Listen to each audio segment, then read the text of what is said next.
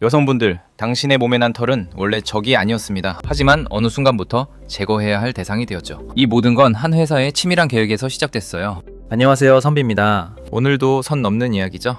이야기는 1901년 킹 C 질레트라는 발명가로부터 시작됩니다. 그는 세계 최초로 교체형 칼날을 쓰는 안전 면도기를 발명했는데요. 당시 남성들은 위험한 외날 면도기로 직접 수염을 깎거나 비싼 돈을 주고 이발소에 가야만 했죠. 질레트의 발명품은 면도를 쉽고 안전하게 만들었고 그야말로 대박이 났습니다. 특히 1차 세계대전 때 미군에 350만 개의 면도기를 납품하면서 회사는 어마어마한 부를 쌓게 되었어요. 하지만 전쟁이 끝나자 성장은 멈췄습니다. 더 이상 면도기를 살 남자가 없었거든요. 시장이 포화된 거죠. 새로운 고객이 필요했던 질레트의 눈에 당시 여성 패션의 변화가 들어온 겁니다. 바로 이거다. 1910년대부터 소매 없는 드레스가 대유행하면서 여성의 겨드랑이가 역사상 처음으로 대중에게 노출되기 시작했거든요. 질레트는 바로 이 지점을 파고들었습니다. 어떻게 했을까요?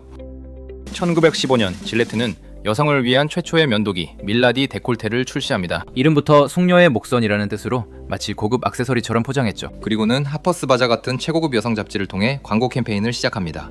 광고는 여성의 털을 불필요하고 보기 흉한 것으로 규정했어요. 심지어 현대적인 춤을 추기 위한 필수 조건이라는 문구까지 사용했죠. 아무도 신경 쓰지 않던 털을 갑자기 부끄러운 것으로 만들어버린 겁니다.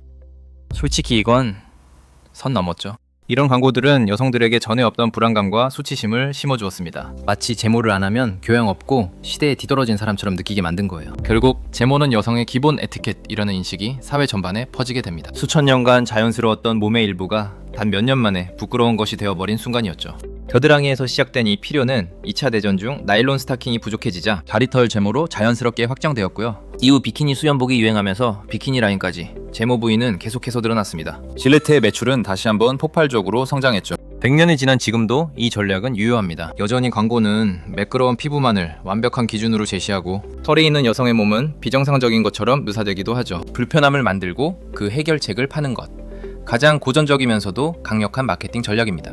물론 지금의 제모는 온전히 개인의 자유이자 선택의 문제입니다. 하지만 그 선택이 과연 100% 나의 의지인지 아니면 사회가 만든 압박 때문인지 한 번쯤 생각해 볼 필요는 있지 않을까요? 여러분은 여성 제모 문화에 대해 어떻게 생각하시나요? 댓글로 자유롭게 의견을 남겨주세요. 저는 선비였습니다. 다음 선에서 만나요.